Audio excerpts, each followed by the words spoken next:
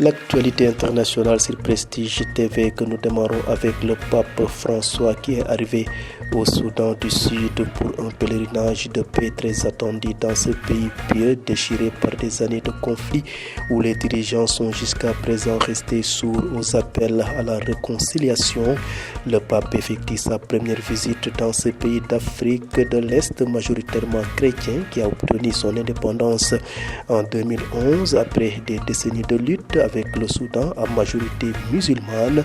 Mais l'accession à l'indépendance du plus jeune État de la planète n'a pas apporté la paix et François est arrivé ce vendredi 3 février pour une visite de 3 jours dans un pays dévasté par la violence.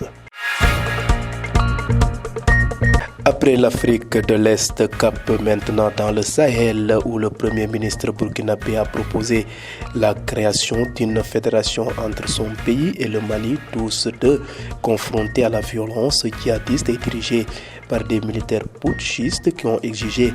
le départ des soldats français de leur territoire. Le Premier ministre Choguel Kokala Maïga a encouragé son homologue burkinabé à suivre l'exemple malien et répéter les principes dont Bamako a fait sa priorité, défense de la souveraineté et liberté de choisir ses partenaires étrangers.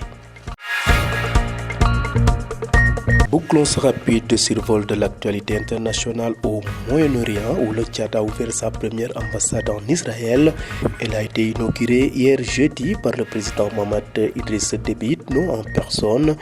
Le premier ministre de l'État hébreu Benjamin Netanyahou, également présent, a salué un moment historique pour les deux pays qui ont repris leurs relations diplomatiques il y a 4 ans. Après presque un demi-siècle de rupture diplomatique, Israël et le Tchad ont en effet renoué en 2019. Hier jeudi, ils ont concrétisé leur alliance à travers l'ouverture de cette ambassade. xibaaru bitim réew ci seen télévision régionale du Prestige ñu daal di ko tàmbale nag ak tukki bi nga xam ne Pape François mu ngi ko amal fële ca Soudan du Sud ginnaaw bu mu jógee République démocratique du Congo tukki boobee sax mu ngi koy méngale ab pèlerinage de la paix ngir jàmm am ca réew mu Soudan du Sud. ñu gis na nag réew moomee ginnaaw mu amee indépendance ci atum 2011 tax na ba ña nga xam ne ñoo jiite réew ma juboo amul mukk ci seen biir te la jëm nag ci wàllu jàmm yàgg na ko woote ngir mu am ca réew ma ñu jàpp ne nag ñi nga xam ne ñoom ñooy njiitu Soudan googee Pape François dina leen dalal daal di am ak ñoom waxtaan laata muy amal ab mees ba nga xam ne lu tolloog ay millions ci doomu aadama dinañ ko fekkee foofee ca capitale ba ci Juba. tey ci arjuma ji ci suba si Pape François daal dina egg fa nga xam ne moom mooy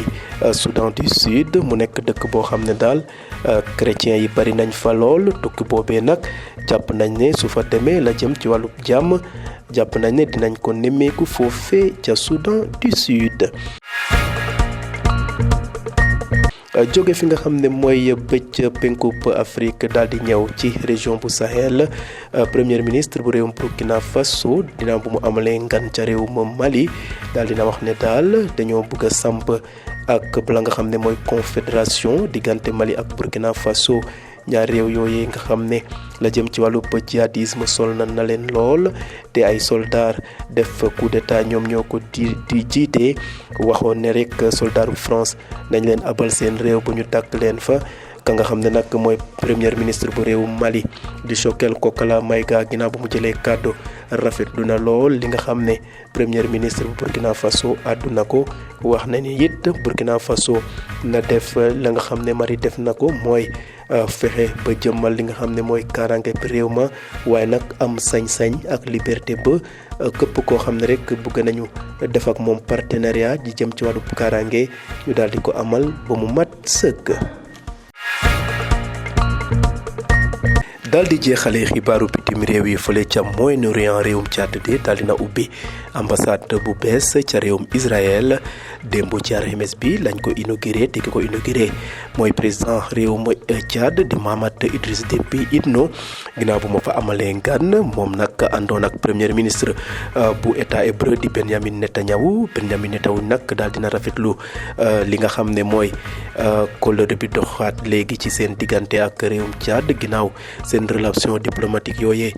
dakkoon lu yàgg